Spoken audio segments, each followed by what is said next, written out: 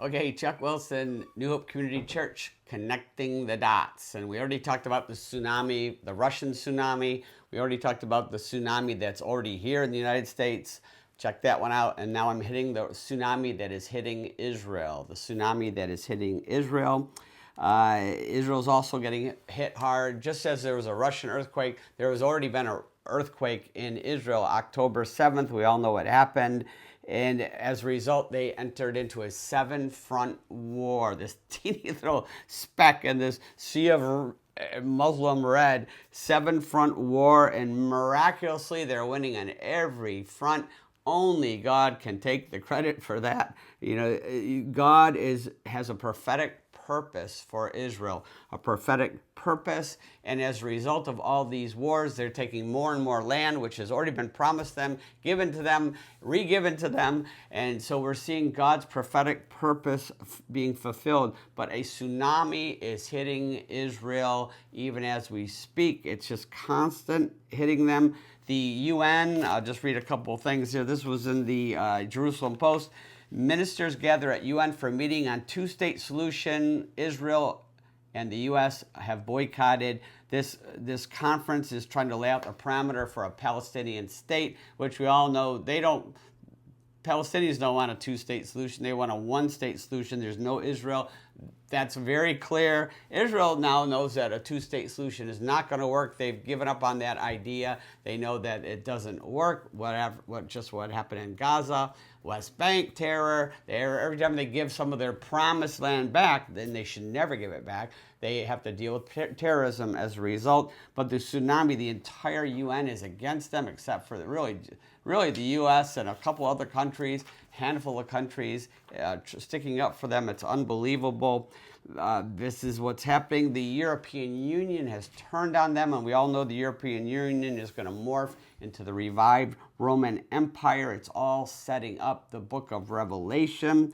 Where we see in the book of Revelation, somehow this land, the Antichrist is going to work this deal for Israel to have Jerusalem firmly in their grasp and to rebuild the temple, but he's really building it for himself. It's all being set up, but in the meantime, it's all being set up, but in the meantime, the tsunami is hitting them. It's just unbelievable what's going on. Netherlands, here, once again, Jerusalem Post, Netherlands lists Israel as threatening state actor. A threatening state actor alongside of Iran, Russia, and Turkey. So Israel is a terrorist state along with Iran, Russia, and Turkey. Is that ironic? Russia, Iran, and Turkey are the main countries involved in Ezekiel 38 attacking Israel. That's going to coming soon. It's all being set up. Unbelievable, the tsunami, unbelievable. Captain of Spanish flight, I mentioned this on the last one, I have the article here. Captain of Spanish flight who kicked 52 Jewish children off plane trained the 9/11 Muslim terrorists. So you have Jewish children being kicked off of planes for being Jewish. And this guy is still flying planes even though he trained the terrorists that knocked down the World Trade Center. Unbelievable.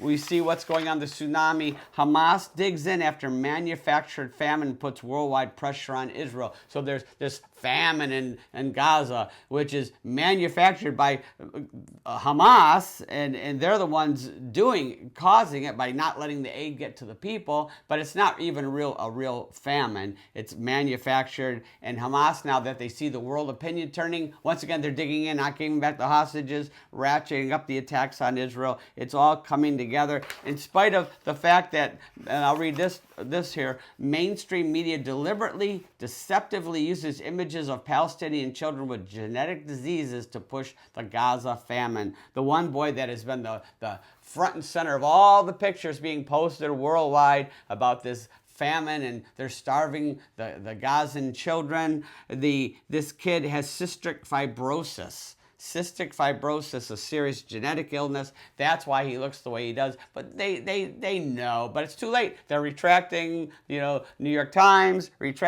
adding to the story, but it's too late. The blood libel is already there. It's already turning on Israel. And what is Israel's response? They're fighting back. In fact, they're starting to take the land. They're starting to take the land, which they should have. But one of their MKs said this, Jerusalem Post: all of Gaza will be Jewish. What is Jewish? Obviously, God promised it to him. But he had the nerve to say this, and then the Israeli ambassador rebukes the MK over the Gaza comment, saying this is harmful to U.S. support. So they're afraid by speaking the truth out loud that the U.S. won't support them, and that's really one of the few countries left that is defending them. The whole world is turned on them, but even the U.S., it's scary, scary, scary what is happening. We see the enemy's plans. This is a new poll.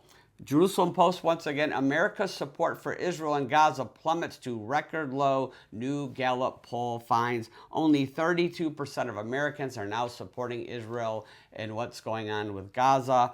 Unbelievable brainwashing that's gone on worldwide, and also it's even happening in the United States. Very, very scary times.